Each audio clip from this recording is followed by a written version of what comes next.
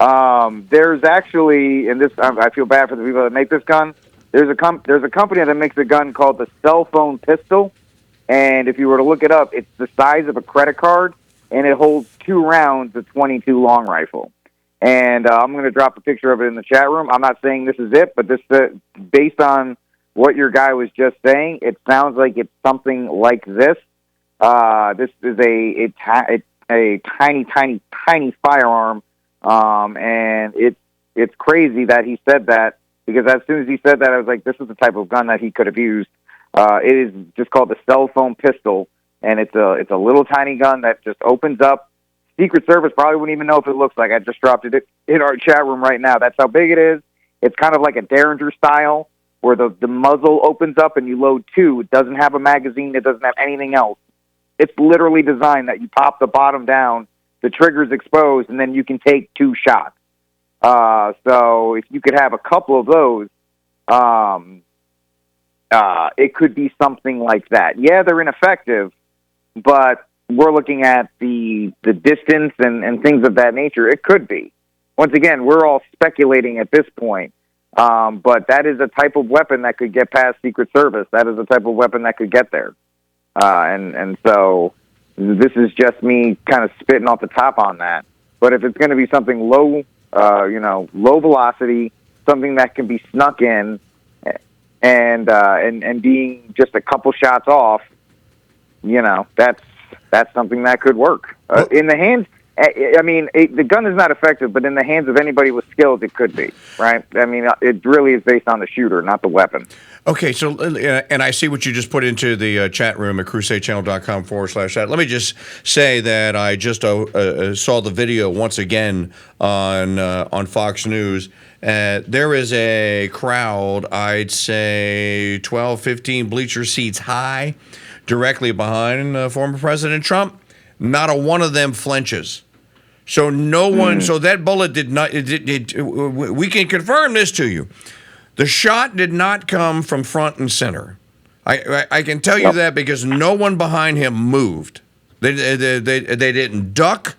They didn't. So that would also tell you then, using a little bit of Doppler radar knowledge, or how sound travels, that the sound was not traveling from the front of the crowd to the back, because if it were, they would have heard it at the same time he heard it, and they would have ducked. Now, they do duck, or they do react, but it's only after he reacts. So that round definitely came from his right. Came from his right, Richard. And I can tell you right now, because I just watched the replay on Fox News in HD, and I can tell you there was a photographer that is on the stage about 20 feet to Trump's right. He is on the stairs, okay? So he's been given permission to be on the stairs, I guess, by Secret Service. He has a long telephoto. I'd say that's probably a 350, 400 millimeter telephoto lens. And when Trump goes to the ground, that guy goes to the stage. He's on the stage with that camera. His finger is in the, and I'm not accusing this guy of shooting him. I'm accusing him of shooting photographs.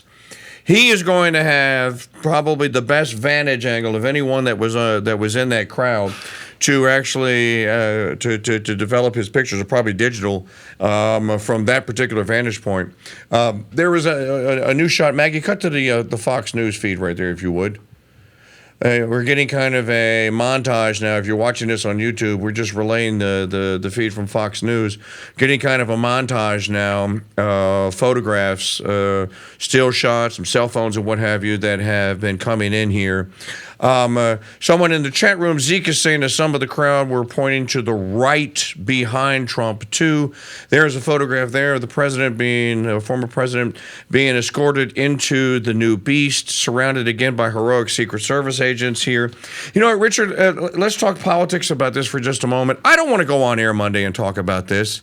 And I don't want to have to go on and talk about how the cognitive, the man who was suffering obvious cognitive disability that is progressing.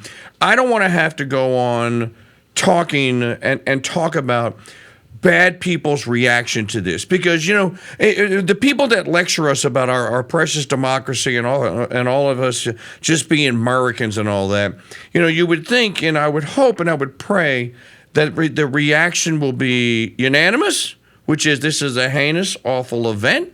The person that did it ought to pay. If he was put up to it by anyone, it ought to be investigated, et cetera, et cetera. We should all pray this shouldn't happen in our country. We should all pray for President Trump and his family, et cetera, et cetera. But Richard Barrett, you and I have been at this a while. I've been at it just a little bit longer than you. I don't have any expectation that that's actually going to happen. And I'm saddened. I'm sad by that. Then don't go on Twitter, because there's hashtags of tending that. How could you miss? And good Lord. And unfortunately, I have to look at it, so you folks don't have to. The fact of the matter is, the left has. Let's be real. The left wants this. They have been drummed into a frenzy. Yes. That they feel like this is the only way out, because they're watching their party in shambles with Biden and the backfighting and the bickering and all this other kind of stuff. Great fodder for the people like us in the media. But if you're a Democrat and you're watching Joe get absolutely obliterated in a debate, and then you're watching all these people backbite, and then George Clooney releases a letter, and everything seems like it's falling apart. Psychologically, if you're one of these damaged individuals, folks, this is the logical step for them. This is because they can't see anybody in the political. This is what happens when politics breaks down. Real quick, shameless plug. We went back to my speech at the Crusader Congress. When trust in government is gone, this is what happens. This is the natural next step. If you don't believe there is a political solution, we go to a violent solution, and this is the left's own doing. Maybe if you want to throw your conspiratorial hat on, maybe that's why they did drum all this up. Maybe they were hoping somebody would do something like this. They're like, Joe can't win, and we can't drop anybody else in at the last second because Joe's got 3,900 delegates because we rigged the primary for him. Maybe we'll just say, well, Trump's going to win, and we have no choice, and this is going to, it's over, and Hitler's coming back, and you drive one of these psychotic people to go get the cheapest firearm you can get, which is either a 17 HMR or a 22 long rifle or somebody low velocity, and they feel like they have to they live, folks. They are the hero of their own story. The person that is dead today because they did this was the hero of their own story. And just like they have beatified, and I use that word correctly in this, they beatified the two people that Kyle Rittenhouse killed back during the Summer of Love. Those guys are actual heroes to the left. Yep. The person that died today trying to kill Trump is now a hero. He's a martyr. Is now a legend, a martyr. He's correct. A martyr for the cause, for the left cause. This is from Raw Alerts. Multiple media outlets and officials are confirming that the shooter at Trump's rally in Butler County is dead. Go ahead, Maggie. So that video that I posted in the chat room of the people hauling him out, that was the shooter. They are saying that is the shooter, according to the preliminary Secret Service. Okay, so this video that you posted, 17 seconds long, this is that crowd tackling this guy. Is that what you're saying? No. That's a different video. No, that's a video from someone in the crowd that was just videotaping. But the one before that I posted, where you see the troopers and stuff carrying a body out of the stage behind him, out of the stand. Yes. That's the one that they're claiming is the shooter. And okay. That a Secret Service agent did shoot him. Okay, so just to reiterate here, the Secret Service confirmed that they were the ones who shot him with one other person in custody, Richard Barrett. We will find out who that person is. But back to your point, yes, those that advocate violence, whether it's the violence in the womb of killing babies, whether it is the violence of mutilating the bodies of children, this is how they think, and they're it's almost as though it's in their DNA now. Let me just read you the first headline, top of the page, CNN.com, 6 minutes after President Trump is shot. Let me read it to you. Secret Service rushes Trump off stage after he falls at rally. Right. What is wrong with these people? After he falls at whatever is as a result of this, Somebody else makes a really good point about this. These are the people, the Biden regime are the people that refuse to assign this heroic, courageous platoon, whatever, battalion of Secret Service agents to RFK Jr., whose father was assassinated by the government, but supposedly by Sirhan Sirhan. Think about that. They refuse. There's not going to be any acts of violence. That's not going to happen. Secret Service rushes Trump off stage after he falls at rally. That's the first headline at supposedly the most reliable, reputable, wonderful news agency in the history of wonderful, reliable news agencies. That's at CNN.com, where all of us, look, when I was 4 minutes from the time it happened, we were on air, 4 minutes. We reported a shooting, not a slip and fall, not Secret Service agencies coming out of the woodwork to do whatever. We reported a shooting. You joined me at about 6 minutes after about the time CNN was cranking their headline out. You had already heard the video, Mr. Barrett, and you had already identified low velocity, low caliber, correct? Yeah, just based on the sound. And the people at CNN couldn't have made the same conclusion? Usually, there used to be a saying in the news business, if it bleeds, it leads, right? It leads. Yeah. It leads, right? Yeah. Well, Trump is bleeding. Why aren't you leading with this? And again, folks, we are covering all of this in real time as we get information from what we have, from what we know right now. The person that tried to assassinate President Donald J. Trump, or former President Trump, is now dead. He was shot. The Secret Service, I believe, is now confirming that they are the ones that shot him and that they took out the assassin. I've been checking in and eavesdropping on Fox News. Let's see how we're going to do so again. Stand up to run for president of the United States. They put their safety on the line every day, and these Secret Service heroes who surround him, I mean, think of this image of them literally body to body creating a wall around the person that they protect. And I heard you speak about this earlier, Shannon and Bill, but I mean, these guys. So this is pretty much what you and I have been saying, and I my first reaction was, look at the heroism of the Secret Service agents. You and I are both fans of the Clint Eastwood movie, In the Line of Fire. Yep. That's exactly what happens in the movie. Yeah, I mean, Mike Parrot absolutely called it. These are the best of the best, the cream of the crop. And don't forget, folks, who has been trying to get rid of Secret Service protection for Trump for the since he announced. The left has been trying to strip Trump from his felony convictions or whatever you want to call it. They're trying to get rid of Secret Service protection for him. So it just all is gross, and it's destructive the way this whole thing is working out, the way they're trying to plan it.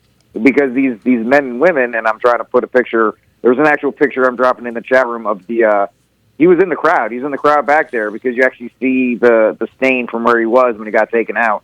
So, yeah, the left has been trying to strip Trump of his Secret Service protection. And also, don't mean to bring this back, remember the Mar-a-Lago raid? Yes. The FBI had full guns ready to go, and it was going to be the men. The only people that are left on Trump's detail are got to be the ones that are loyal to him. I mean, like 100% going to do the job no matter what.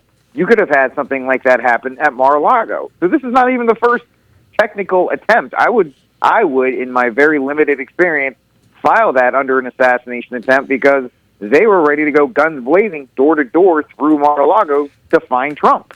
And only by the grace of God did nothing bad happen there. So the aggression towards Trump has been, they put him in jail. They've called him a felon. They've raided his home. They've shot at him.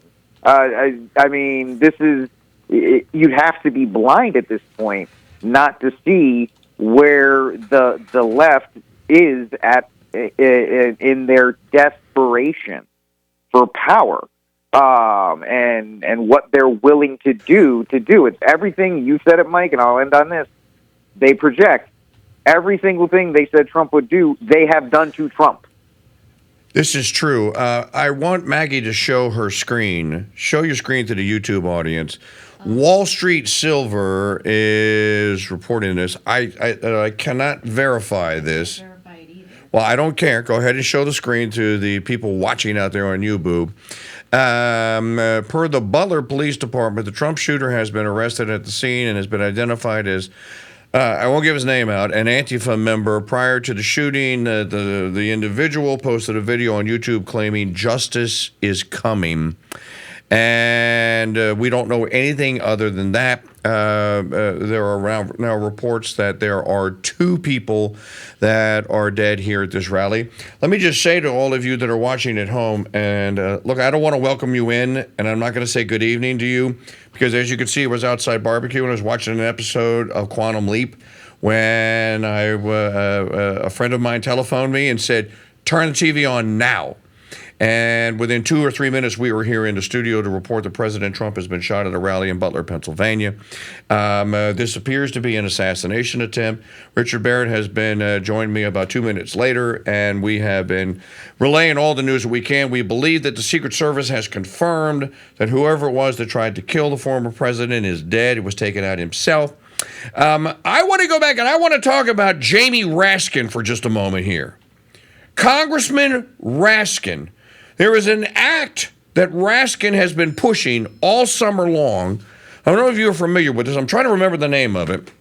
It was an act that Raskin has been pushing that if Trump were convicted or any president were convicted of a felony, he would have his Secret Service detail removed from him.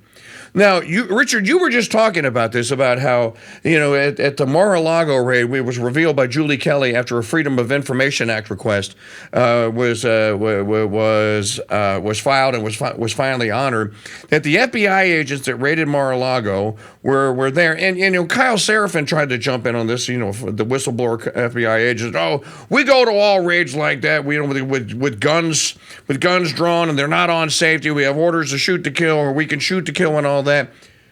Dude, that's when you're going to Pablo Escobar's or some low-level Medellin cartel or Sinaloa cartel guy's house in Houston, Texas, or in Cleveland, in Liberty, Texas, and Cleveland, Texas, and Liberty County, Texas. That's not when you go to the former president's house. You don't go with guns drawn, because there's no reason to expect that the president and his wife and his son Barrett are going to come out and try and shoot at you.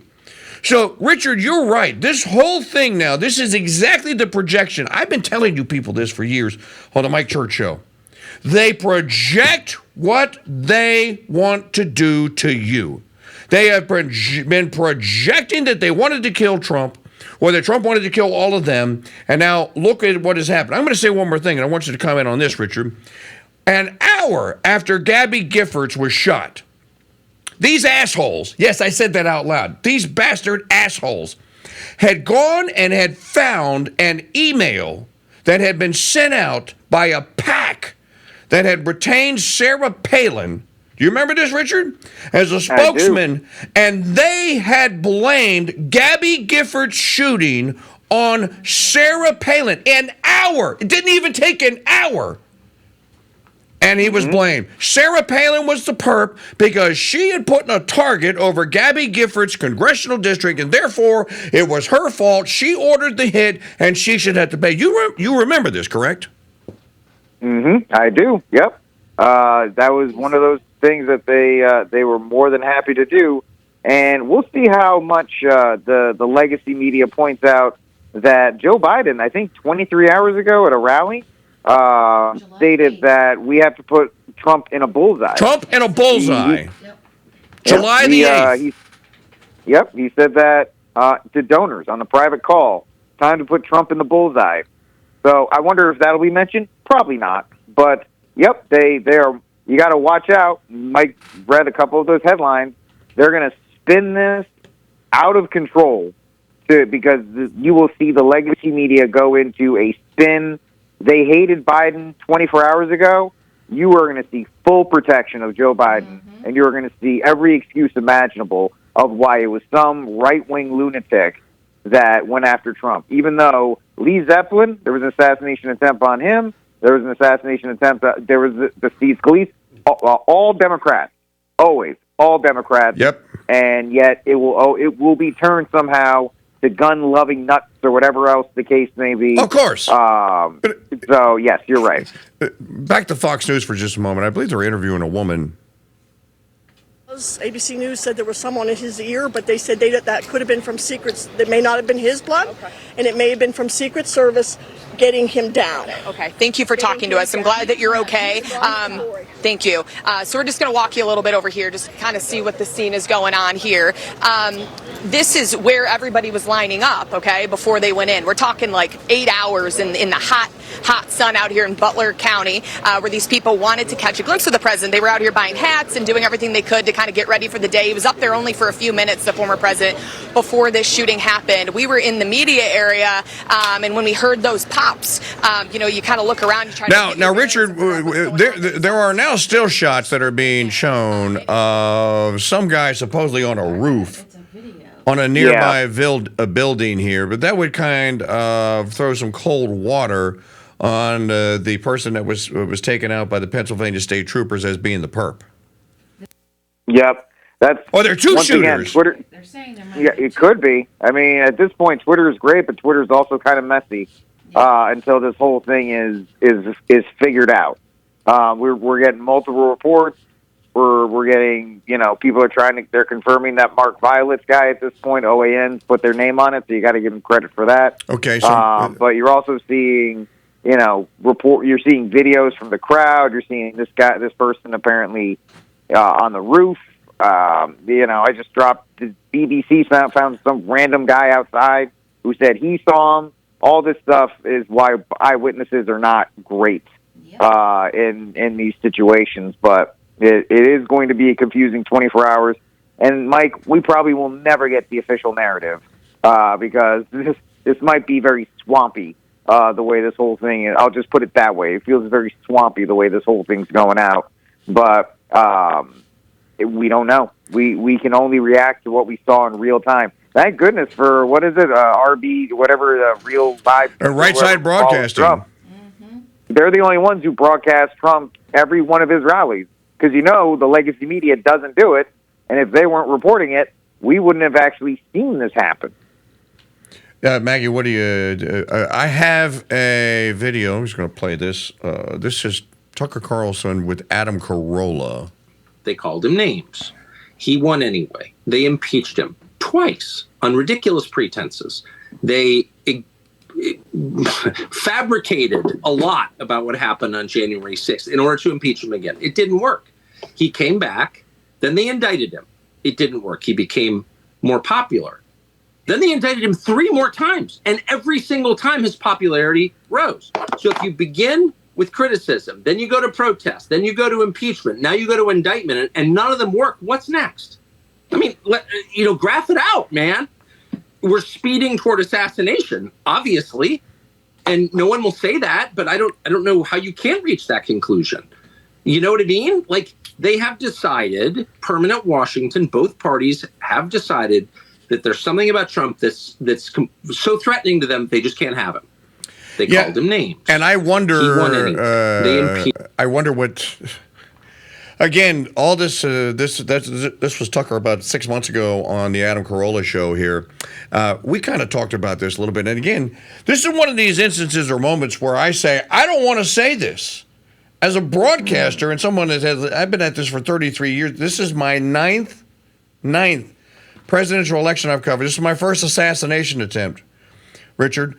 And again, my fear is, as an American citizen and as a broadcaster and your humble host, joined by my colleague, Richard Barrett, he shares my fear. My fear is, but we know it's coming. My fear is they'll try to start a civil war over this. They'll try to say that this guy, if he is the perp, he was probably wearing a MAGA hat turned backwards or whatever, and that he had turned on Trump because Trump was out of control and somebody had to stop him, and it probably needed to be a MAGA guy of some sort. And this is going to be another, again, a referendum. If you just passed Biden's gun assault weapons ban or whatever, then this wouldn't have happened. This was not, by the way, an assassination attempt by an assault weapon, because if it were, with the accuracy, of course, we don't know the complete story of the accuracy, but with the bullet grazing the head of the former president, or whatever the case may be, we don't have the medical details right now.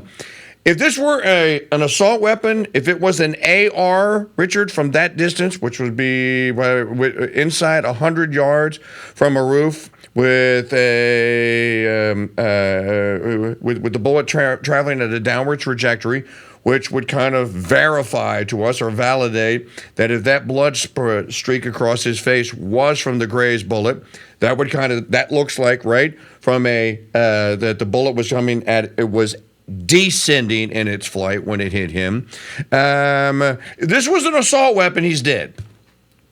Your opinion? Oh, 100%. 100%. If this is a weapon of any high power caliber, I mean, even a 380 or something like that, anything that has some real push to it, you're going to see, and here's why I'm saying this, folks, not just because of Trump, but the potential damage to everyone else when these bullets miss. So the collateral damage is what you got to look at as well. And it's absolutely 100% right. I agree with you, Mike, on all counts. And let me just say this. I talked about trusting government a couple minutes ago. Silence from the FBI director. I know Joe Biden's supposed to speak tonight. That was announced. And what's he going to say? Bad day for America, the guy I missed? Yeah, right? I mean, he's got that's the thing though. What do we usually, I mean, George W. Bush has already come out with a statement. Usually statements come out pretty quick. When a celebrity dies, everybody fires off a tweet. It's That's not right. that hard. And yet we have dead silence. And sorry for using the word, but the VP, nothing. POTUS, nothing. The silence from tweets every 3 minutes. Wait a minute, Richard. I want to interrupt you for just a second. Yeah, go ahead. Is it one of the things that the reasons why we had to have the whole J6 inquiry, the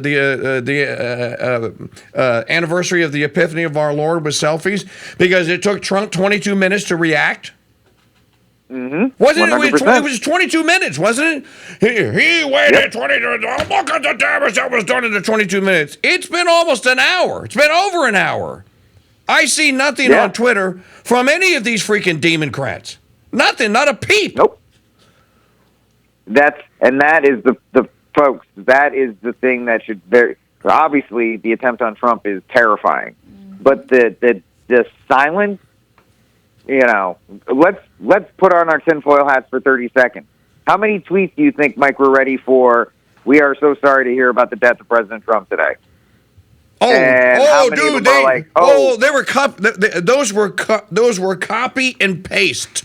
They were already in text files and Word documents on every single one of these bastards, laptops, smartphones, everything. All they had to go all I got to do is copy and paste. So sorry to hear your loss, MAGA. So sorry to hear. Yep. But you know what? Is that Mike Parrot?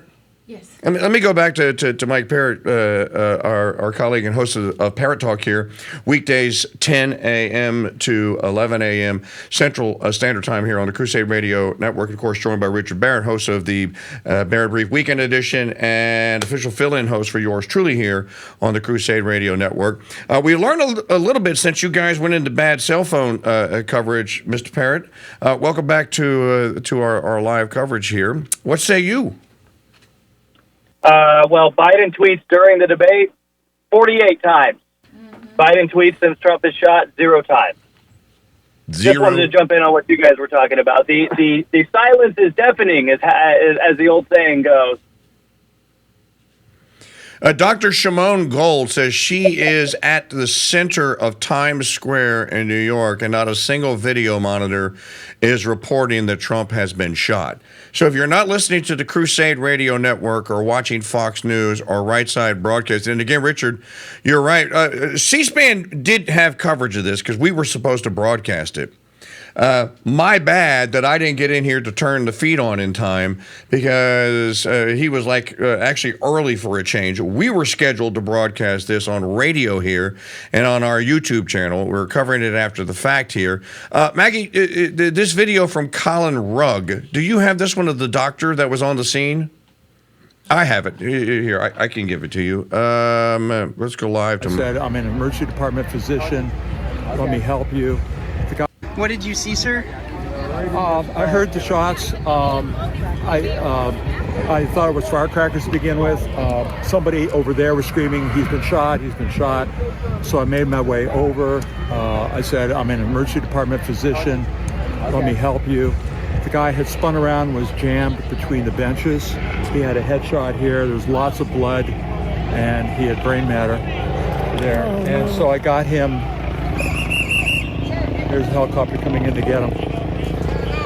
So I got people there really helpful. I got Was him there only up one on a person bench. shot that you saw? Then I did CPR, did chest compressions as well as I breathed for him. One person. I was the only one who did it. We need to evacuate everybody. So, guys, that is I heard the shots. that is the most graphic, up close and personal description you're ever going to get of the other person that was shot in the crowd. Richard, he said head injury, brain matter. That doesn't sound low velocity. Like, once again, we're going to be getting conflicting reports on a bunch of these things. I mean, if the guy, I've never been shot at, as Mike Parrot has correctly pointed out. I haven't seen the results of somebody being shot, but if the bullet is deep enough for brain matter, then Trump's not getting up and pumping his fist. No. I don't care how much adrenaline is rushing through him. Especially if maybe he's talking about brain matter from the shooter. Maybe. That, getting taken out. Once again, all speculation, folks, at this point. That's all we can run on. Even those close-up photos. We've got some really good close-up photos. There was the one with Trump on the ground grabbing the hat. I didn't see anything that would show. Also, those close-ups of Trump's face. We saw burns, we saw scrapes, we saw cuts. We didn't see anything significantly deeper than that. So, I don't know. Also, you're dealing with somebody in a high-stress trauma situation.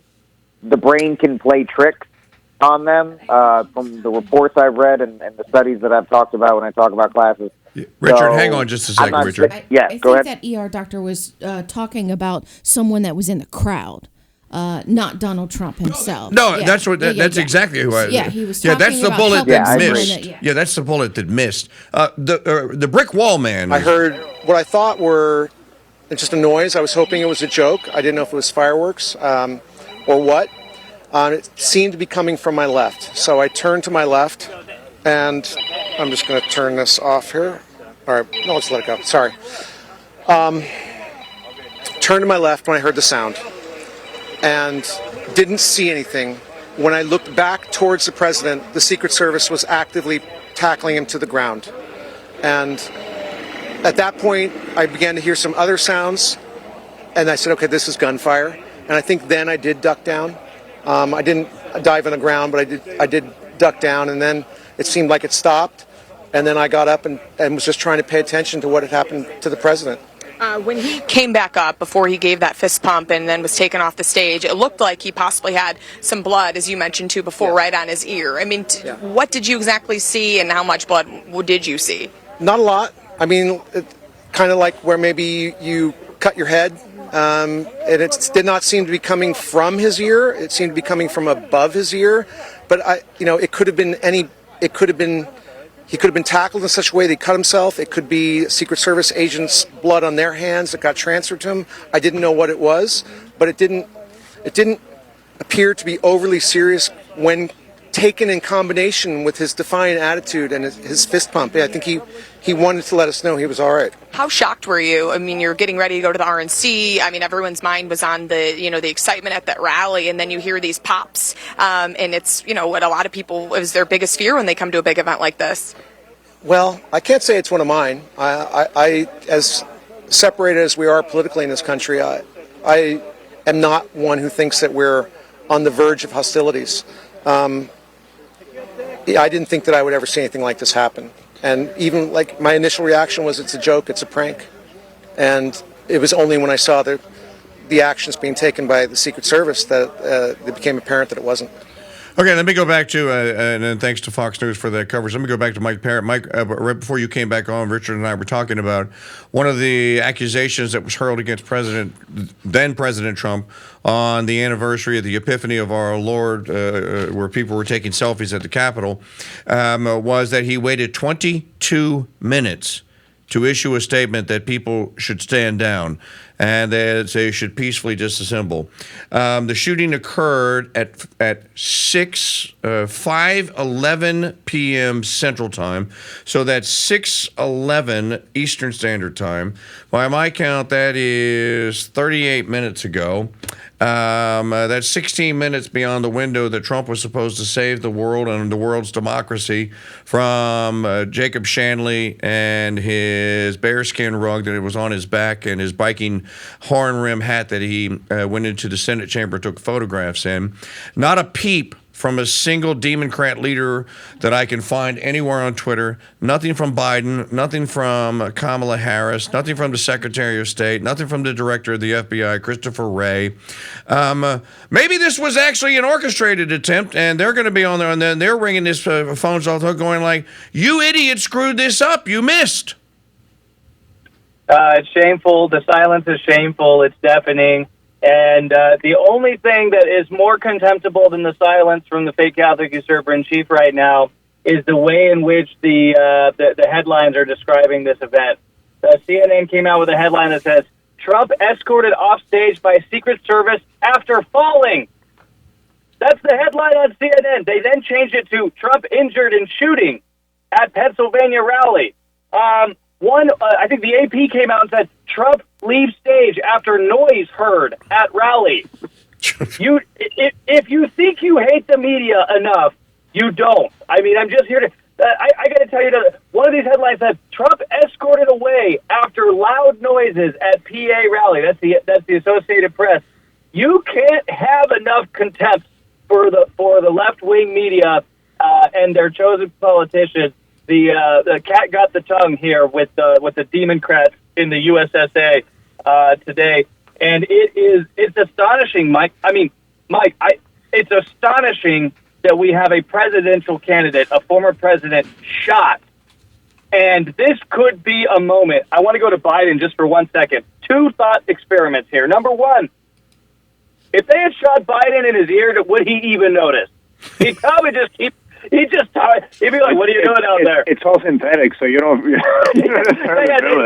His mask would start peeling off. Yeah.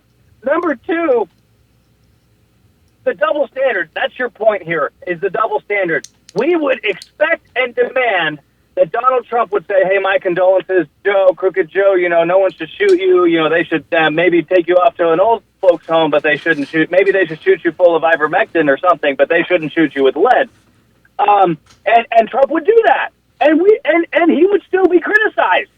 Nobody outside of you is criticizing fake Catholic usurper Chief Joe Biden for his silence today. It is detestable. It's unacceptable. But again, Mike, Richard, Alberto, Maggie, all of you in the chat room, you watching out there, we're all American citizens. No one wants to have to say this. I don't want to have to repeat what Mike Parrot just said. I don't want Mike Parrot to even have to have said it. For the people that say that we must preserve our precious democracy and save it from the guy who just had an attempt on his life, where are they? Where is the calm in the storm? They want to lead. Mike Parrot, you're the only one that ever faced anyone shooting them at them in battle here. When you're being shot at, what do you guys, and your former USMC, for those of you that don't know, our midday host Mike Parrot, for those of you who don't know, there's an old saying in the military, right? Once the first shot is fired, the battle plan goes out the window, correct? Right. So that's right. What do you rely on then? Leadership. That's right. Good officers. A good officer corps, right? You have to. That's when you get to know somebody. You think you know somebody until what hits the fan. That's when you know what somebody's made of. That's when you know who's going to run away and cower. Here's the thing: Joe Biden can act tough, talk tough, say, "Hey, I challenge you to 18 holes. Can you carry the bag?" Well, now Trump should say, "Can you get up after getting shot and pump your fist?" Well, and here's what's really interesting is that Trump's not the youngest guy, right? He is old.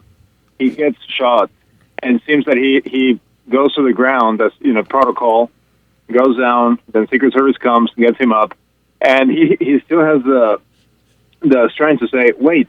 So he's situationally aware. He knows that they're laying him out. He knows that he has to make a display of strength, and he raises his fist. So he seems to be fine as far as the processes in his mind, even after being injured in the head, which is pretty remarkable and shows a lot of strength. But exactly, Biden couldn't carry the golf bag. I mean, much less. I can't even imagine what would happen. On a private call, King Dude, and I think you'll love this, on a private call on the 8th of July, Biden told donors, it's time to put Trump in the bullseye. Time to put Trump in the bullseye. Yes, Maggie, what you got? I just have one more thing. You remember that RFK Jr. has been denied Secret Service detail. Yes. What will happen after this? Yeah, I wonder. For those of you that are just joining us, if you missed it earlier. They see something that said, take a look at what happened.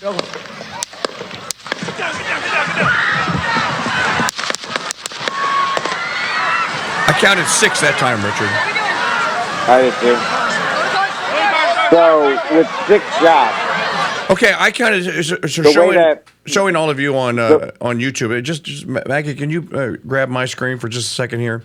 I just want to show all of you that may just be tuning in. This is what it looked like. See something that said, take a look at what happened. 3. There was a 5, pause 6. between the first and the second.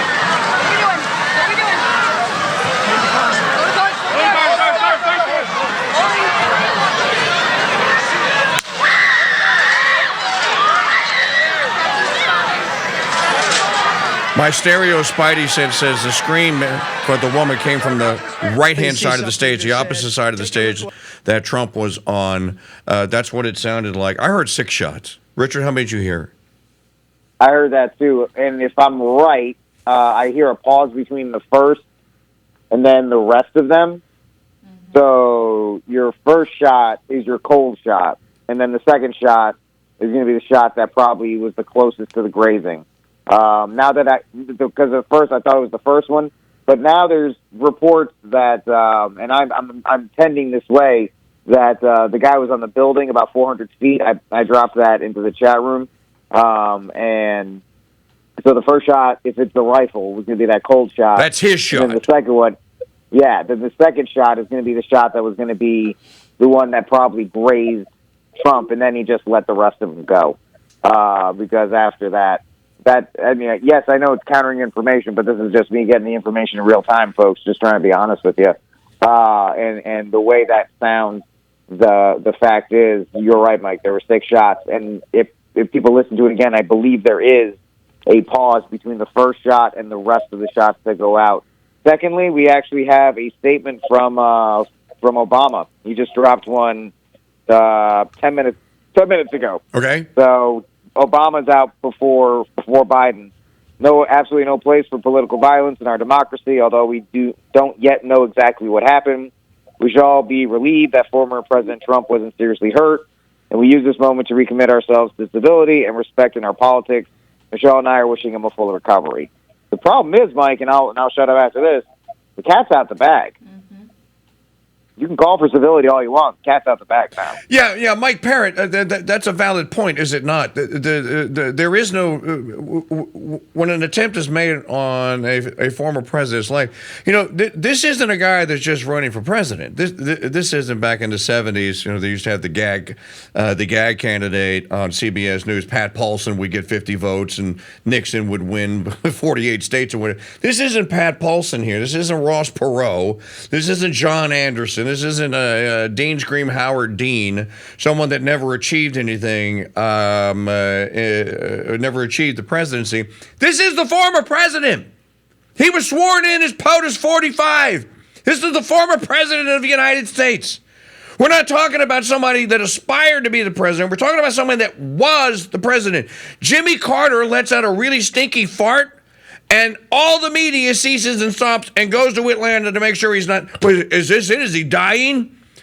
Trump gets shot at, and we get this from Obama. I say that's pretty lame. Michelle and I, there's no place in our democracy. No, Barack. Be an actual man for the first time in your life and come out and say that whoever's responsible for this needs to have equal justice applied. Mike Parrot, I interviewed for all of you. I interviewed Jack Posobiec and Joshua Lisek about their book Unhumans. Unhumans. They used the term for communist. Unhumans. Their response or the lack of response, the term is appropriate. These people are unhumans. That's Joe Biden's response. Oh, you got Biden's response. Military officer. Are we muted? Well, here we go quickly, but before we go back to live commentary. Statement from President Joe Biden. I have been briefed on the shooting at Donald Trump's rally in Pennsylvania. I'm grateful to hear that he's safe and doing well. I'm praying for him and his family and for all those who were at the rally as we await further information. Joe and I are grateful to the Secret Service for getting him to safety. There's no place for this kind of violence in America. We must unite as one nation to condemn it. So that only took, almost a half an hour? It was an hour and a half. An hour and a half to write that. For the intern that runs the Twitter feed, which, by the way, Megyn Kelly was demanding to know who's running the Biden Twitter feed on Twitter today. She found out. And it's a 26-year-old from, I want to say, she's a Harvard grad. In any event, Mike Parrot, your comment on what I led to you just a moment ago. Yeah, so let me start by saying there was a Polish military officer who was interviewed after World War II, and he said, what was it like taking so many human lives? And he said, I didn't take any human lives. I killed communists. And that, ladies and gentlemen, is the premise of the Posobiec book.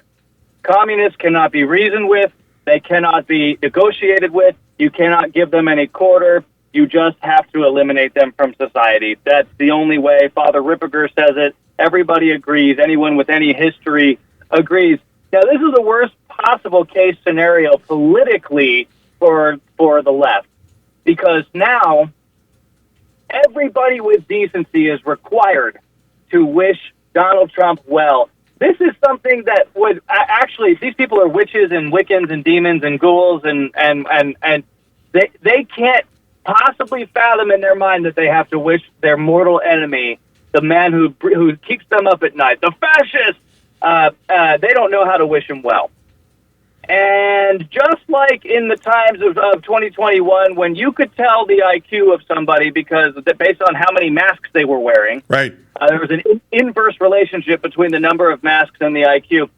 Now you can see who they are, because if you have someone in your life that does not wish Donald Trump well, you know who they are now. They really wanted to kill him, and they long for his demise. And this is the worst possible case for them politically. I think he strolls into the White House at this point. He doesn't even have to debate again. He could just cancel it and say, "No, it's okay. I'm already planning on the transition team."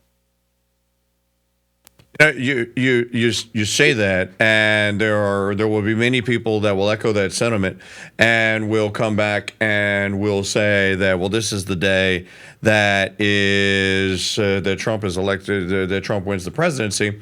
But let us all also remember, at least one person in the crowd that had waited in line, probably driven hours to get there, had planned to spend their Saturday cheering on former President Trump. Let's walk through the paces here. Had probably known that he was coming to Butler County, Pennsylvania for, I guess this rally was scheduled, I think, I want to say 5 days ago or so. Had made whatever Saturday plans today they had, they canceled them, made plans to travel however far to Butler, Pennsylvania. First went online to see if they could get tickets, got tickets, made their plans to travel to Butler, Pennsylvania, went with who we don't know. Would they travel alone? Probably not. Most Trump people who go to a Trump rally, I've been to two, travel as families or as a caravan of friends and what have you. So made plans to go to a Trump rally, went to Butler, Pennsylvania, knowing that he was supposed to come on stage around circa 6 p.m. or 5:30 p.m. Eastern time or whatever. Probably got there sometime around 10 a.m. this morning. Because that's what you do. You go to a Trump rally, it's a day event. You go there for the entire day. You go meet other MAGA people. You buy a MAGA hat. You get a new MAGA pen or whatever the case may be. You get a picture taken with the brick wall guy or the Uncle Sam dude or whatever the case may be. You're jockeying around for, the best possible seat. This person probably got there earlier because they wanted to get close to the stage. They wanted to be closer to President Trump. So they did all of this at their expense. Why?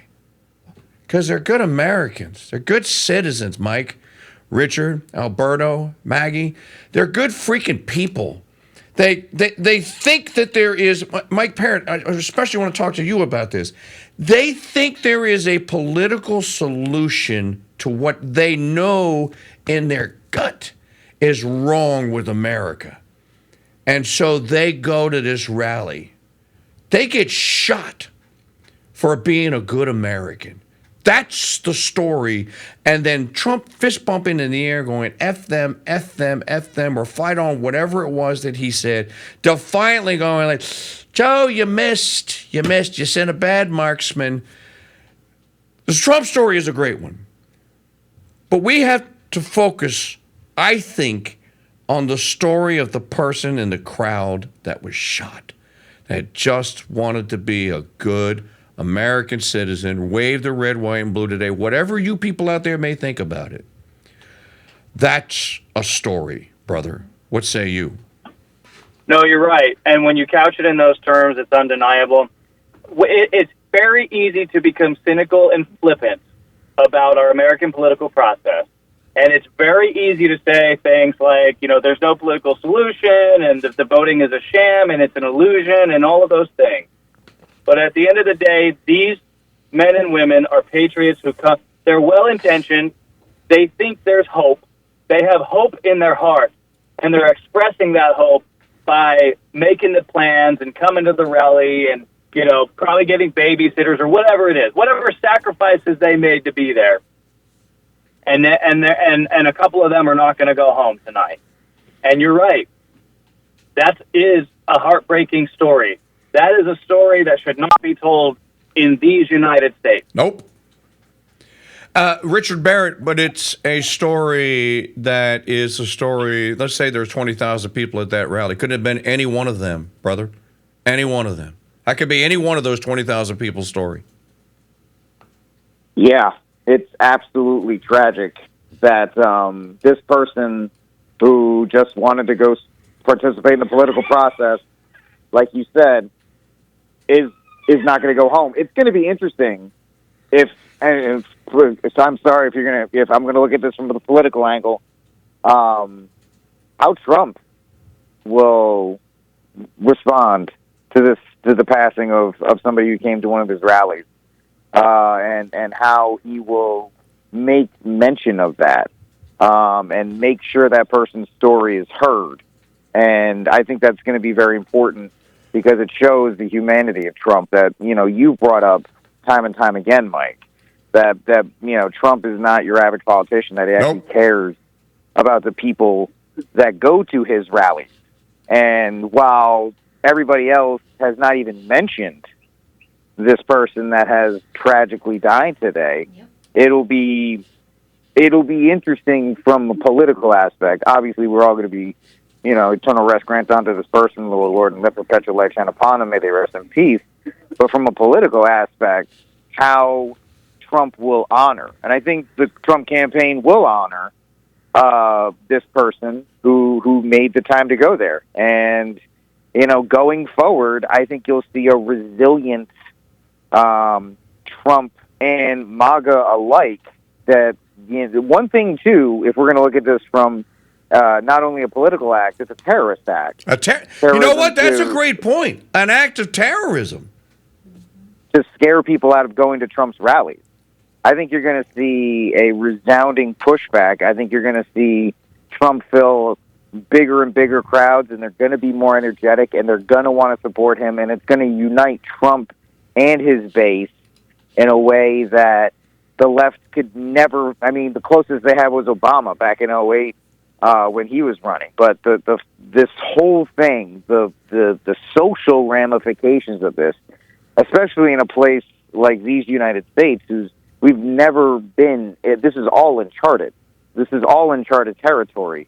And how are we going to respond as a citizenry to not only the, we were still kind of playing, like you said, red versus blue, despite the rhetoric and everything kind of getting crazy. Everybody still believes in the political process. Yep. And how will the political process survive this is a very interesting thing going forward.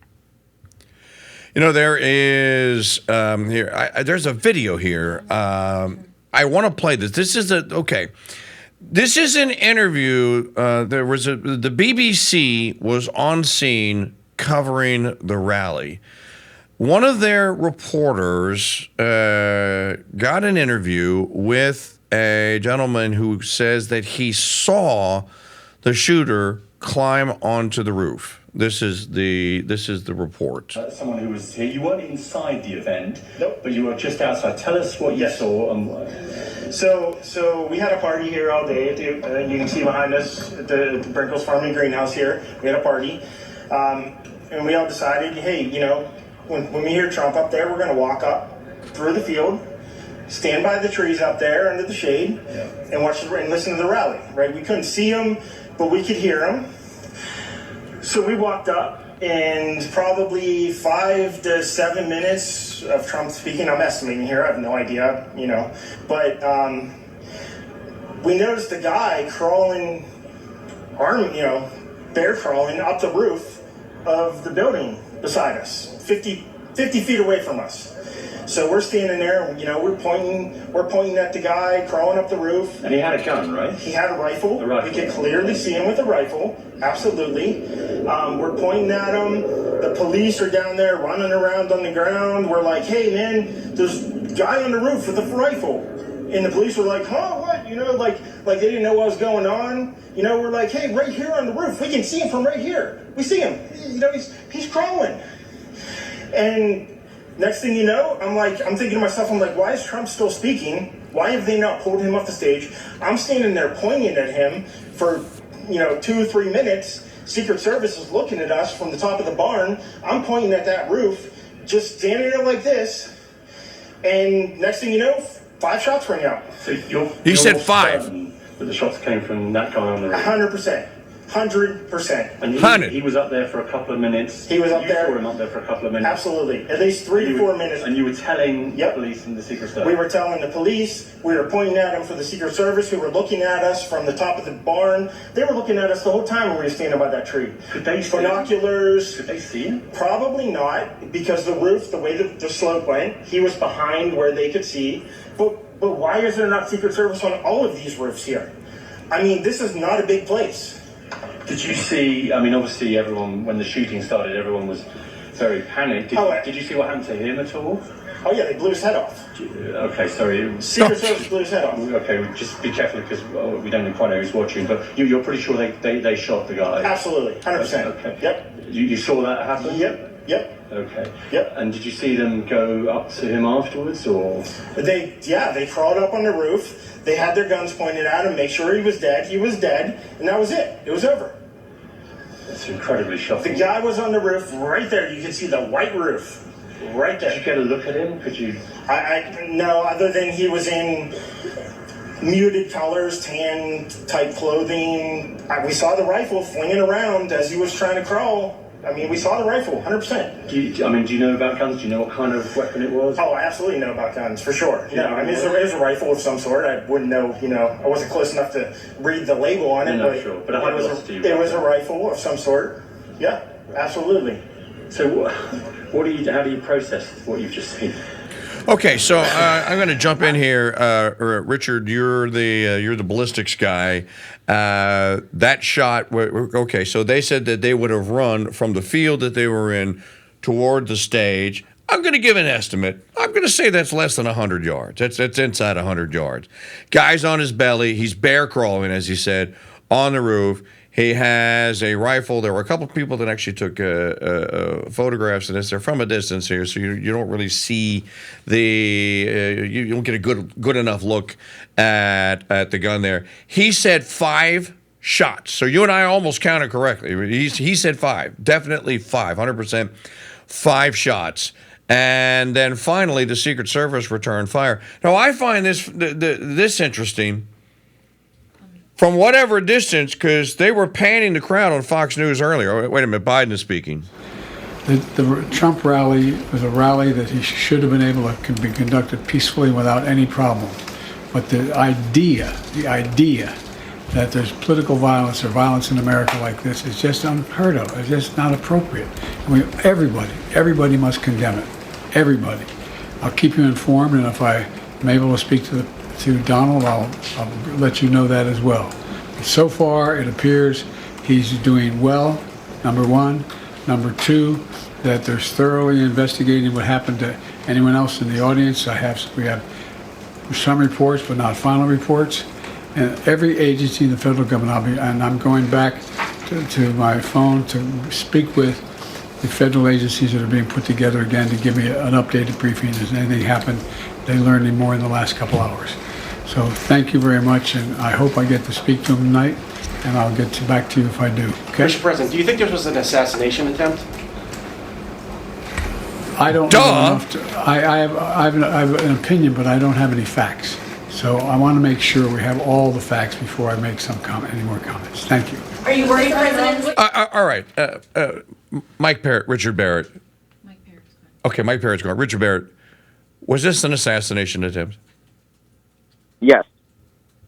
Why would you? That's a very simple question answer for it. Why is it? Because this is a leftard, obviously, already understanding the political ramifications of what has happened. Is that what you heard? Because, no, it wasn't an assassination attempt. He tried to graze his head. It was a warning shot. Trump, you need to drop out now. What,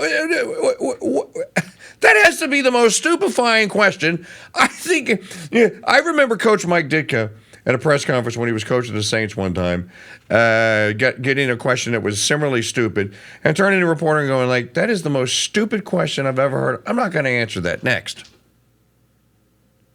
Yeah, the fact is that Biden can't go off script. These are the prepared marks. Don't say anything else. Get off stage. Just get something out there. Mike, I'm not trying to be funny here, but The Sopranos tweeted something out hoping that President Trump was okay an hour ago. The Sopranos beat President Biden for the statement. I mean, it's the fact of the matter is these people don't know what to do because it didn't go the way it was supposed to go. And what you're seeing is that's a good point. Party. That's a good point. You have everything lined up from a communication standpoint. Everything was ready to go in a certain way.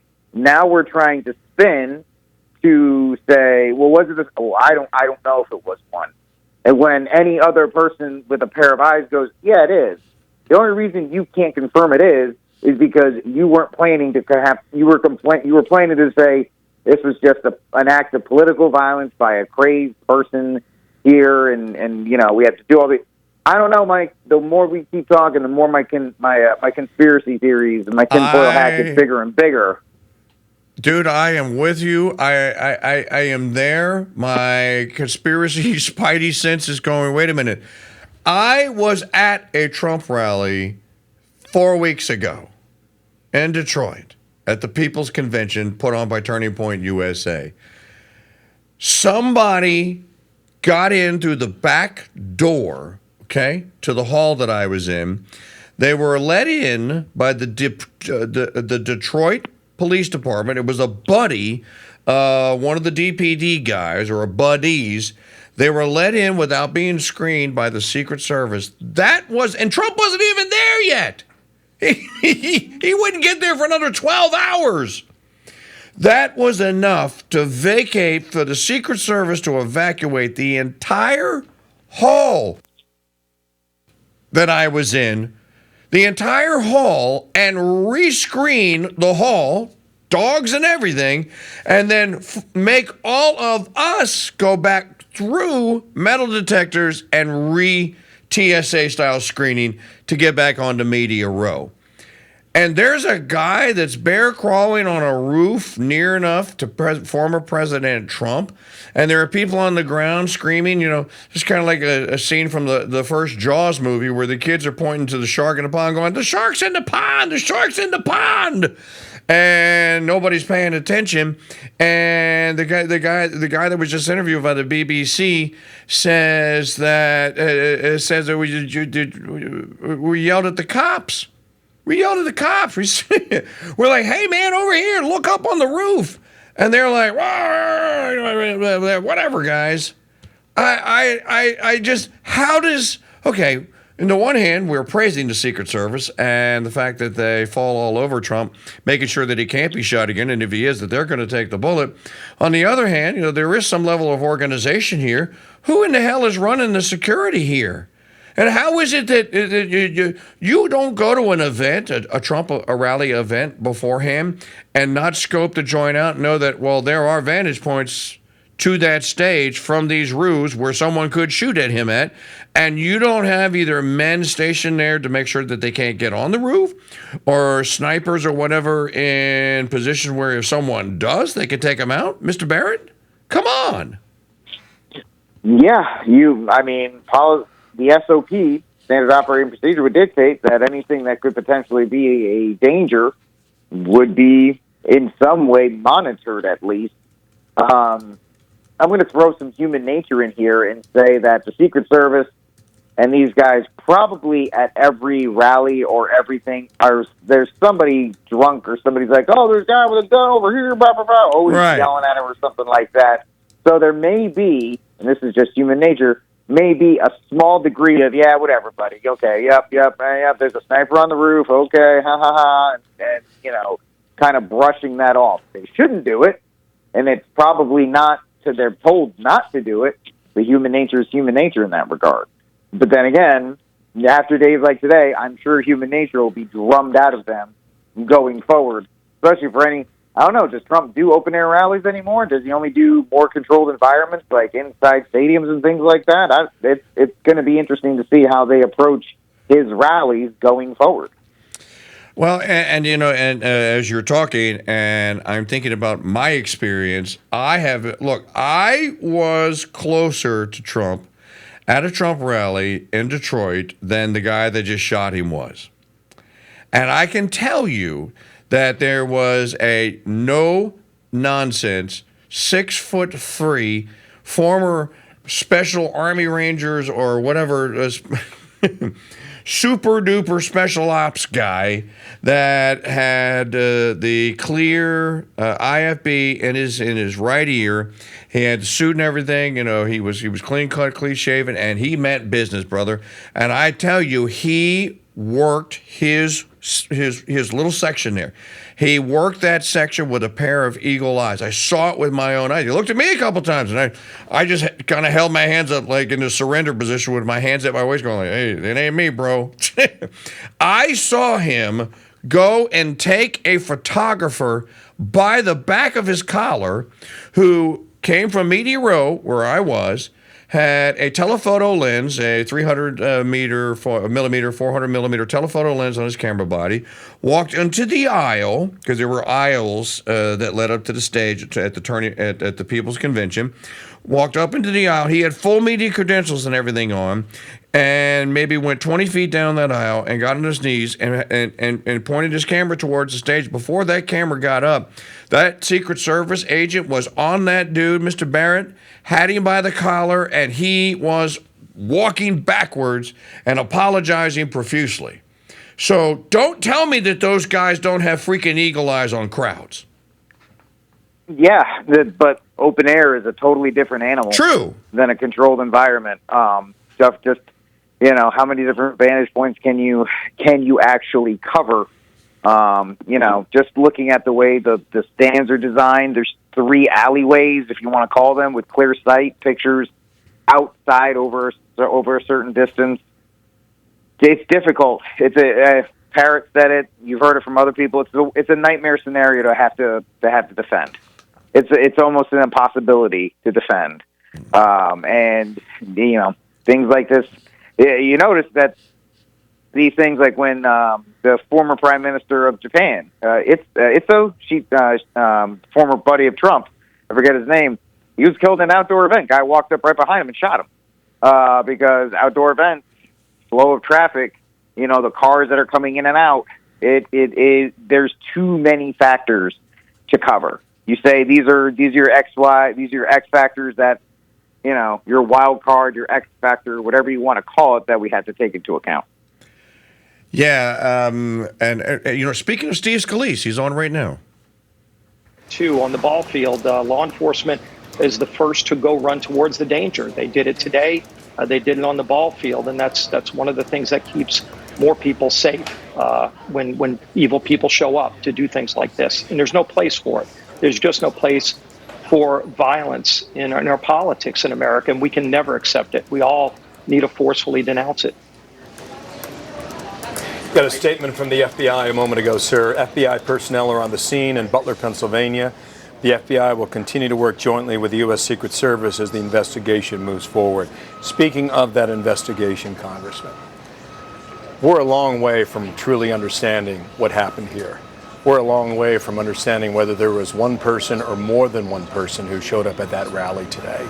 And I think about that day that you were laying on that softball field, in the baseball field rather, in Washington, D.C. with your colleagues, and a gentleman had driven from several states away. I believe it was Illinois, if my memory serves correctly. And he had a trunk load of weaponry, and he'd laid in wait for you and other colleagues to be there at 7 o'clock in the morning. And I believe that the shots hit you around 7:14 a.m. I think Rand Paul was at bat, I do believe, taking batting practice. And Brad Wenstrup, a Republican colleague of yours who did time in Iraq, he's a doctor by way of he's an expert in podiatry, and he was the one who attached the tourniquet to your body and likely saved your life. Yep. And I imagine there's a day that doesn't go by that you don't think exactly of that. Oh, look, Brad is a hero of mine. Brad, if he would have left early like he does some practices to go to his office, he had a meeting that that got canceled, so he stayed later than he normally would have. Otherwise, I might not be here right now. The heroism of David Bailey and Crystal Griner, the two Capitol Police officers who were there that day, who risked their lives, both of them, and both were hit during the shootout and kept going at it. Again, risked their life to protect mine and everyone else's. I mean, the shooter's intent was to take out every Republican on that ball field. There would have been over a dozen members of Congress Congressman Steve Scalise. But God was there too. There were miracles that happened that day, and a lot of prayer, a lot of miracles. And I know there are prayers going out right now to Donald Trump. And look, just remember, that night Donald Trump came to the hospital to check on me and just to console my family. And that was his birthday. He left a birthday party to come and check on me, and just the kind of person he is. I texted him a little while ago because he's a special man. He's a strong man. I know that. But he's a caring person. He cares about people. He cares about this country. And, I know there are a lot of prayers going out to him right now, as well as to the families of those who were also injured and killed. And, Richard, some more information coming in about the shooter. CNN is still claiming this is an incident. This is how the media is going to deal with this. They're going to say it was an incident. They're going to say that he wasn't really hurt. Come on, you guys. This was really no big deal. This is just I can't tell you people, seriously, my heart of hearts, I can't tell you how disturbing this is to witness in real time here on the Crusade Radio Network on this Saturday, July the 13th, 2024, to witness your fellow citizens poo-pooing this as if a firecracker, an M80 went off somewhere near where a former president of the United States was speaking, and to dismiss this as an incident? No, this guy was dressed in he was dressed in dark clothing. He obviously had scoped the place out. He knew where he was going. He had the weapon that was capable of inflicting harm. We know this because someone is either seriously injured or dead. According to the guy who did the doctor who tried to revive that person and do CPR on it, there was a wound in that person's head. So we know at least one of the 5 bullets, one of them grazed or hit President Trump. It looks like there's photographs now, Richard, of a hole in the right breast of Trump's trademark blue blazer. Don't know if it was there before, so I'm not going to jump to conclusions, but if that is a hole, maybe he was wearing a flak jacket, or maybe that's part of the protocol or the precaution that they take. But we do know that a fellow American citizen was shot in the head for the crime of attending a MAGA rally. And you have major media entities. I just saw CBS's out there pretty much the same as CNN saying there was an incident at a Trump rally and he had to be evacuated. An incident? There's quite possibly there's a person dead. Okay, someone had attended a rally. The former president at least had a bullet graze the top of his head right above his right ear and is bleeding as a result of it. Some dude that bear crawled on a roof 100 yards away has multiple gunshot wounds to his head. His head is gone, according to the witness. They blew his head off, in their words. That person shot 5 times. We know what his name is now. He's been identified. He's an Antifa wacko 5 times. And this is what you call an incident. You know, the civil discourse that we're supposed to conduct. Civil discourse would require just stand your hatred of all of us out there. Just stand it down for a minute. Biden was able to put it away for a minute. You know, I was actually kind of impressed with Biden. He didn't take the bait. He didn't do his trademark hemming and hawing about gun control and all that. Just kind of we don't know. I think he could have said it was an assassination attempt, though. I don't think he I have my opinion, but we don't have facts. There's a guy dead. There's a president, a former president, with at least a graze wound, maybe another wound in his body. I'm pretty sure the dude wasn't trying to fire a warning shot. That is, by definition, an attempted assassination. Attempted. So, If I may, just real quick before I forget this point, I know you're on a roll. The reason why I think Biden was instructed not to answer that question, because if it comes from the president's mouth, CNN, CBS, they have to report it as being stated. And right now they can get away with incidents, fireworks, backfire of a car, everything else they can try to push this off. They're trying to push this off out of the 24-hour news cycle so they can get to the Sunday shows and talk about something else. If Biden is stupid enough to say it was an attempted assassination, that's official presidential record on the books, can't be refuted. And I think that's why they told him, you do not, under any circumstances, say it was an assassination attempt. Say you're sorry, say all this other stuff, but don't acknowledge it. So, in other words, make it so that, he's the alleged killer. Mm-hmm. Right, this is all just alleged now. We don't know for sure whether or not he was trying to kill Trump. Again, no, he was just firing warning shots. You know, Trump, you need to drop out now. Here, I marked the bullet. He went and pulled a Nikki Haley. Remember, she went to Israel and got the silver Sharpie out and signed the mortar shells to Hamas. Maybe the guy just got a Sharpie out and wrote a couple of love notes or a couple of warnings on the bullets and said, I'm just going to fire these Trump's way. You're right. For the president to come out of the the regime leader of the United States to come out and say something to the effect of, this is a heinous attack. This was an attempt to take the life of a candidate for the presidency and a former president. It will not stand. We will get to the bottom of it. We will find out everyone that had any responsibility for it, and justice will be served. We pray for President Trump and his family for his speedy recovery. That's what you come out and say. Exactly. I agree 100%. 100% in that regard. I know Sean Davis has dropped something from the Federalist that they've been begging, not essential, but the Secret Service has been asking for weeks for extra help with Trump's rallies, and that DHS, who's in charge of it, because Secret Service was moved under DHS under the Patriot Act, has been slow to respond to the requests of extra security. So this is Maggie. Do you have this one? Do you have Sean Davis? Can you show our? Is it in the chat room? It should be in Crusader State. It should be in our it's right underneath breaking news and right I above see Laura it. Logan. Yeah, a source familiar with Trump's security details tells federalists that the former and future president's detail has been asking for beefed-up protection and resources for weeks, but has been rebuffed time and time again by Biden's DHS. Oh, this is not going to play well. Or actually, it will play well. Hey, Joy Reid will come out tomorrow. This bastard didn't deserve extra protection. Yep. DHS was overseas secrets, which pretty much what you just said. There was Biden's regime behind the attack, or did it deliberately do everything it could to allow it to happen? There's no putting that genie back in the bottle now, Richard. You can't put that. That's toothpaste. It's poisonous toothpaste. It's out of the tube. You can't put that back in now. There's nothing that can be done. You're going to have probably 60% of Americans are going to go like, they tried to kill our freaking president, our candidate. And you're going to have 40% going like, he probably tried to kill himself. You fired yourself. It'll be a scene down to the Big Lebowski. Come on, dude. He probably tried to, assassinate himself. You said so yourself.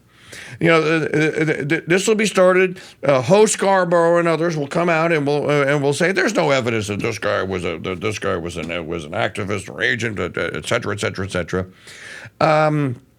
Again, this is not how the reaction to this could be. Here, Richard, make a comparison, and I'll do this on Monday's show.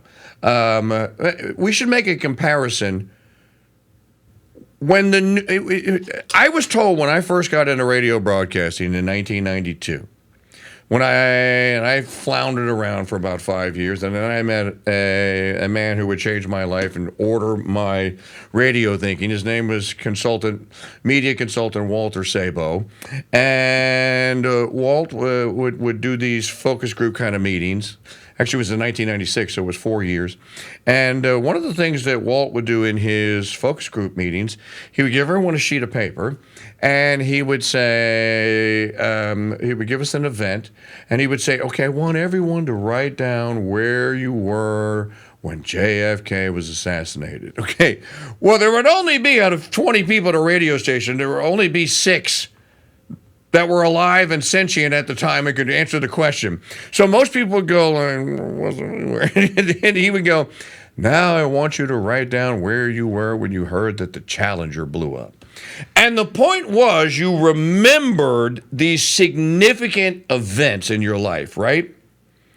Super significant event. Everybody remembers where they were on the morning of September the 11th, 2001. I know you do. I know I do. I could tell you down to the nanosecond time where I was, what I was doing, and what I was even listening to on the radio at the time.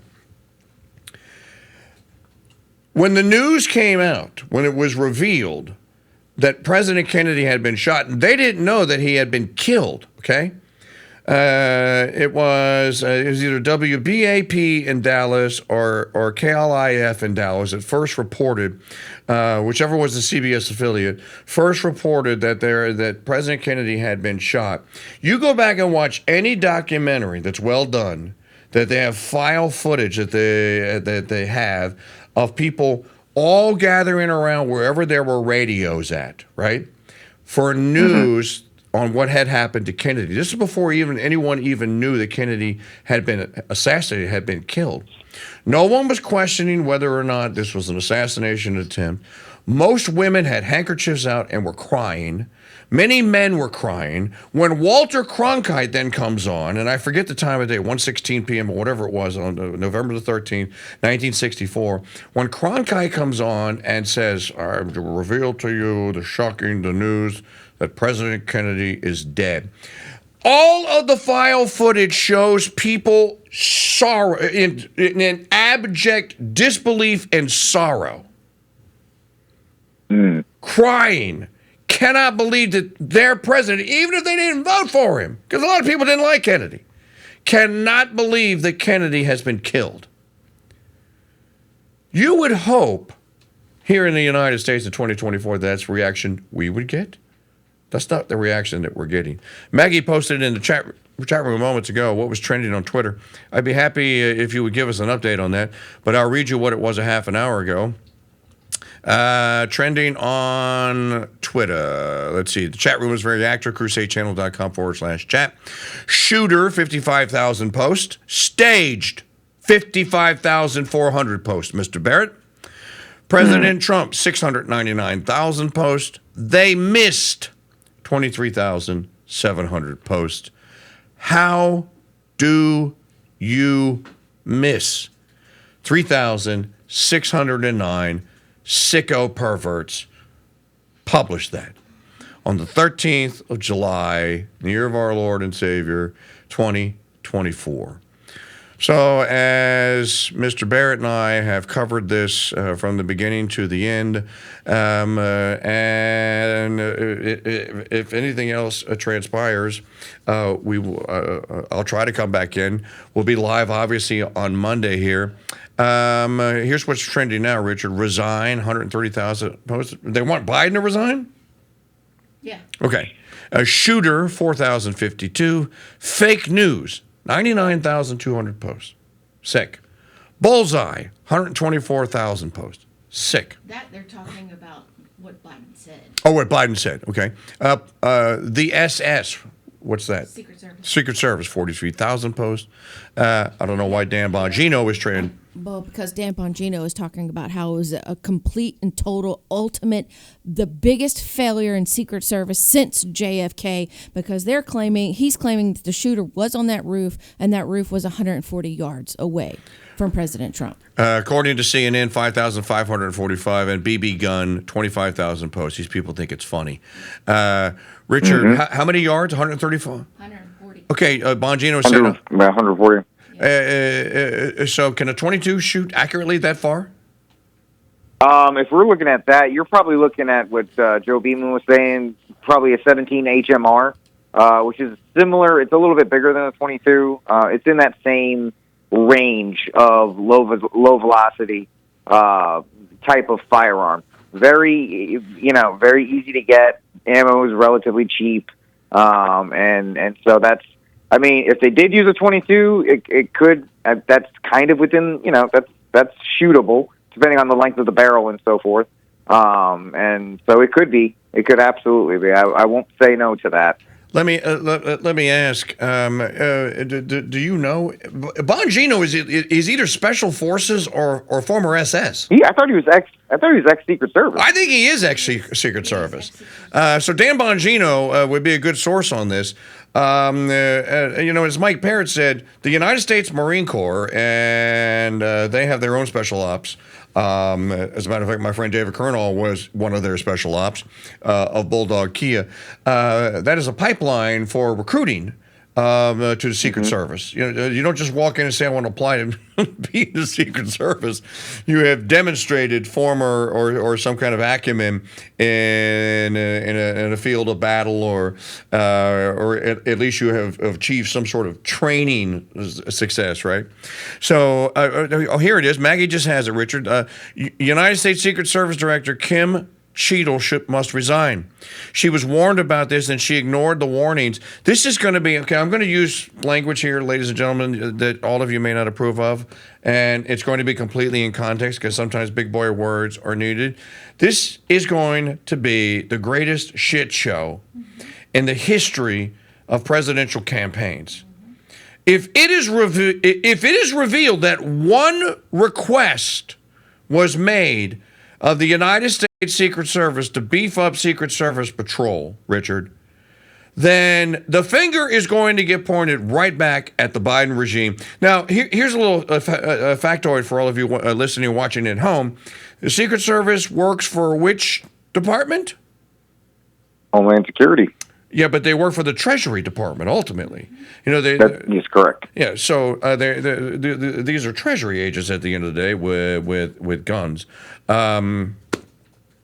This is, you can't, if it is revealed that one request was made of the Secret Service for increased security and that it was denied, well, first thing that they're going to say is that, well, we were processing it. We didn't deny it, we were processing it. Dude, you don't get time to process your core duty to protect and defend former presidents of the United States. Is this real, this tweet?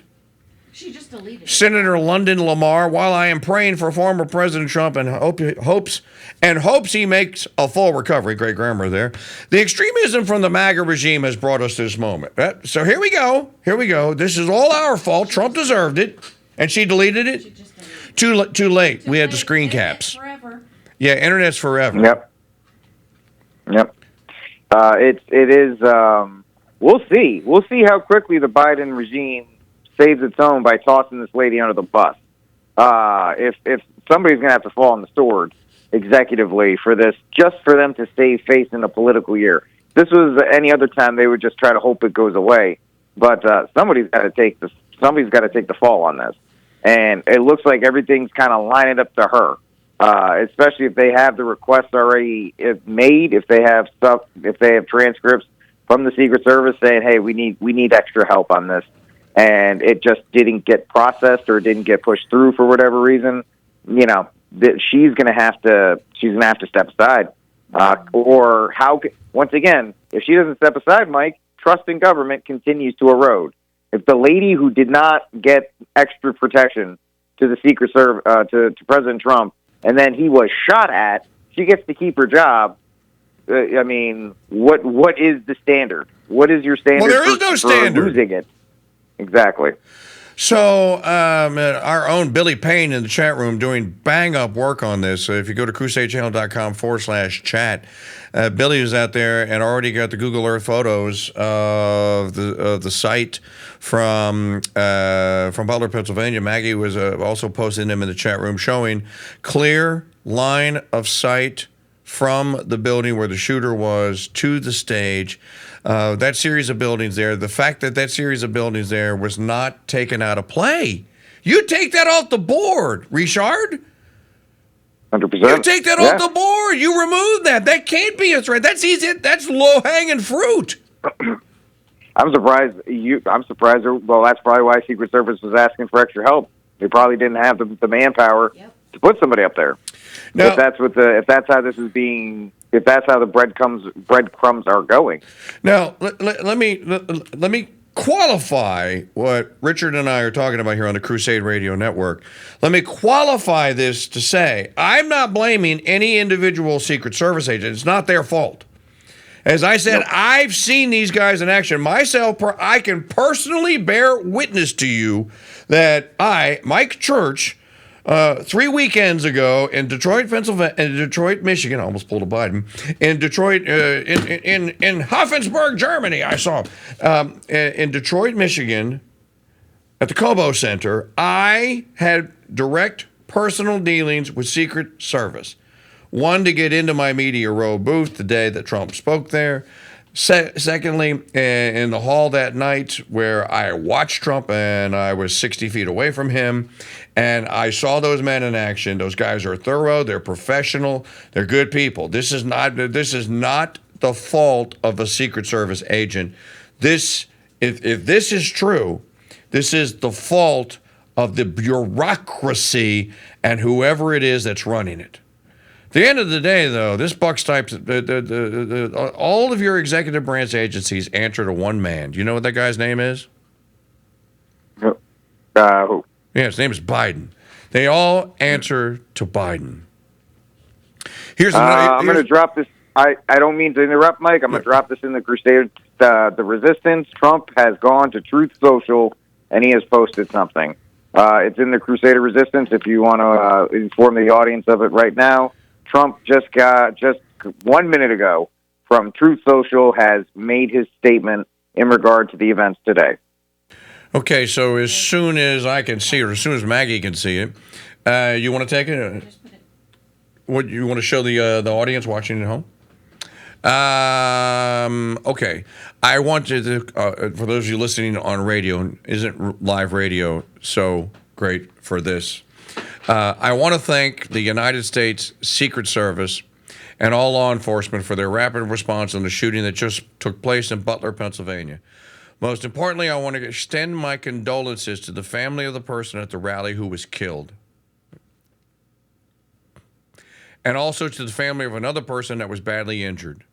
It is incredible that such an act could take place in our country. Nothing is known at this time about the shooter, who is now dead. I was shot with a bullet that pierced the upper part of my right ear.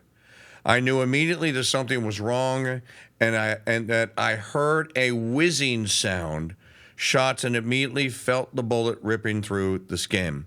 Much bleeding took place, so I realized then what was happening. God bless America. So just as Richard Barrett and I, almost exactly as we described it to you, at about 16 past the hour, 5:16 p.m. Central Standard Time, when Trump reached at his ear, it's exactly as I described it and as you seconded it, like a very large horsefly or dragonfly or whatever is buzzing and around your ear, and you can hear him coming in, dive bombing in, the Doppler effect, right? And you reach up to swat him because you don't want him to sting you or whatever. That's pretty much what President Trump is describing here. Yep, exactly. And what did he take time to do in the middle of the statement, Mike? He mentioned it was not someone else. He mentioned the people that died, because I don't know Trump from Adam, but that's got to weigh on him, because he's got to have that relationship with the people that go to his rallies, and all these people who say Trump doesn't care about you, blah blah blah, golden toilet, all that stuff.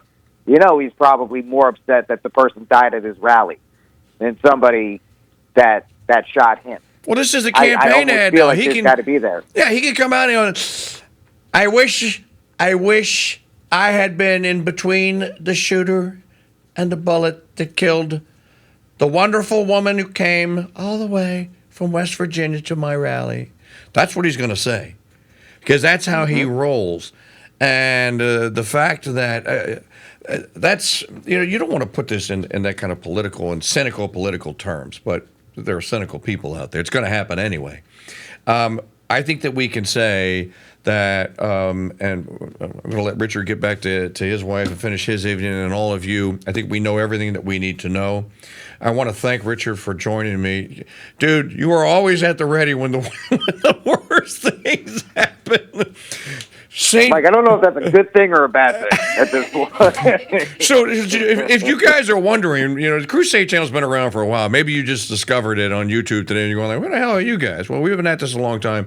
You should have been listening, and I'm going to put the guilt trip on you. You should be listening Monday and every day going forward and supporting the work that we do here, because we jumped in here to get on so that we could give you the kind of coverage you deserve of this event here. What Richard and I were talking about was I think we were doing crosstalk back in the day, and the news breaks out that the roof of Notre Dame de Paris is on fire. And we're like, what? Oh, come on, man. Sure enough, turn the news on, and the roof of Notre Dame de Paris is on fire. Yep. And so there's Richard and I, and for the next 4 hours, Chris Ferrara came on, Matt Gaspers came on, I can't remember who else. I think one of our priest friends came on. For the next 4 hours, there we were covering the burning of the roof of Notre Dame de Paris on January the 6th, 2021. I was handing the baton from the Mike Church show to the Barrett Brief. Richard did his show. I rejoined him around noon or noon 15 Central Standard Time. That had been 1 Eastern. And that's when Trump took to the stage and gave his speech on the Mall, right? And we were there just to cover Trump's speech and to see if Mike Pence was going to do what some of us thought that he might do. And of course, no one could have prepared us. By the way, we recorded that whole day. We have that whole thing on tape. The whole thing is some future historians and documentarians are going to want to come to us to get our coverage of it, because it was bang on. And there we were until like 4 p.m. that afternoon. until the Capitol was finally cleared and the National Guard did come in and what have you. There we were online. We weren't expecting that one. And then here you go today. I'm watching, I'm on episode 2. I just started, I'm ready to binge watch Quantum Leap because somebody recommended it to me. And I might have seen 20 episodes back in the day. And I'm going outside. I'm actually barbecuing chicken today. And I'm going outside. I'm lighting my fire and my phone rings. And I'm like, why is Julie Kopka calling me at 4:11 p.m.? I'll never forget the time now, Julie. Why is Miss Julie calling me at 4:11 p.m. on a Saturday afternoon? And I started to hear, I'm send a voicemail. She wants something. Julie, I'll call you Monday. Something told me, guardian angel probably, going like, pick the phone up, dude. So I picked the phone up and I'm like, Julie? She goes, Mike, are you watching the rally? And I went, no. She goes, Trump's been shot. It's on stage right now. Go turn on the TV. I hung up, ran into the room here, turned it on, and bammo, it was on. And then, of course, as I'm running in here, I'm telling Maggie, call Richard Barrett, call Richard Barrett, call Richard Barrett. and so Richard comes on, and we have been here for almost 3 hours. We're 2.5 hours now. So not a day that we wanted to be here, but again, Richard, old colleague, old chum, old pal of mine, thank you so much. Your commentary and your opinion, especially your expertise on the firearm part and the ballistics part of this, is it's invaluable, and we're blessed and grateful to have it. Miss Julie, thank you for calling me on Saturday afternoon and getting us awakened to this. For all of you that have been watching us, I just want you to go back and rewind the tape on YouTube. There won't be any music. They won't be able to ban this one.